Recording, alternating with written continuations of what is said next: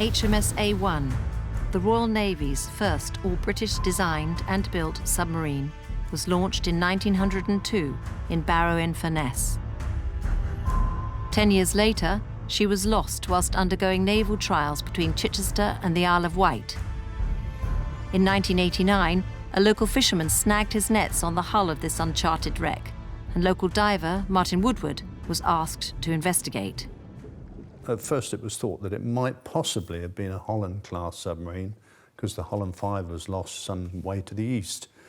When we looked at it, obviously the conning tower features and everything else pointed to it being an A-class submarine, and obviously coming back to look at the records, it was quite easily identifiable, and then correlating that to the loss of the A1.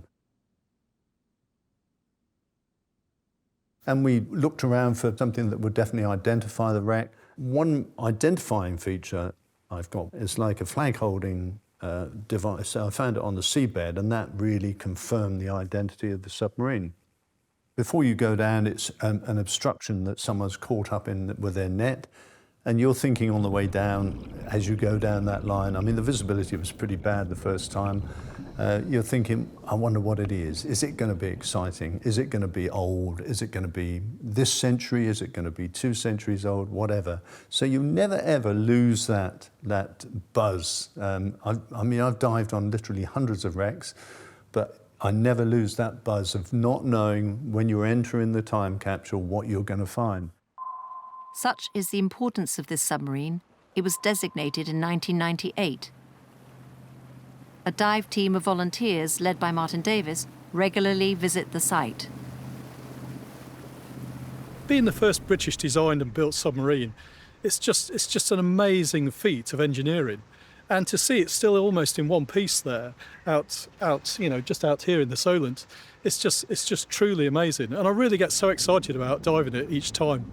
It's just a fantastic dive that anyone can do. It's geared only at 14 metres deep, and yet anybody in the world got a diving qualification, can come and dive it with me. And I really enjoy chaperoning people around it and giving them the history about it, because it truly is just an amazing feat of engineering. It's 120 years old now and still actually truly looks like a submarine in a lot better condition than a lot of wooden wrecks.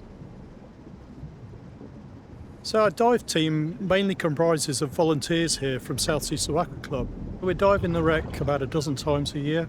This involves initially just doing some monitoring of the wreck and making sure that it's in good condition.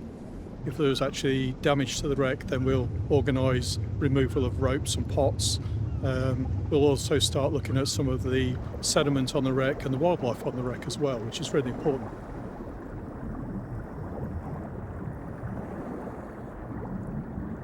Illegal potting on the wreck is quite disturbing, really, because the damage that it can cause, and more recently in the last 2 years we've had some serious damage to the hull, so it's quite disappointing to see it. I learnt a lot of the skills that I've got now from the Nautical Archaeological Society. They're based here down in Portsmouth, and it was really handy just in the early years of wanting to dive the wreck but actually not knowing truly what I could do and what I needed to do. And so I got in touch with the Nautical Archaeological Society, and they instantly put me into some courses, and I learnt some skills very quickly about underwater archaeology, which was absolutely fantastic. So it's been a really rewarding experience being a licensee. I've stuck at it for 18 years, and I think the rewards really of actually seeing the wreck, keeping an eye on it, keeping it as protected as we can do, reporting incidences to Historic England, and being a chaperone for many people and passing on that knowledge of one of our first British designed and built submarines.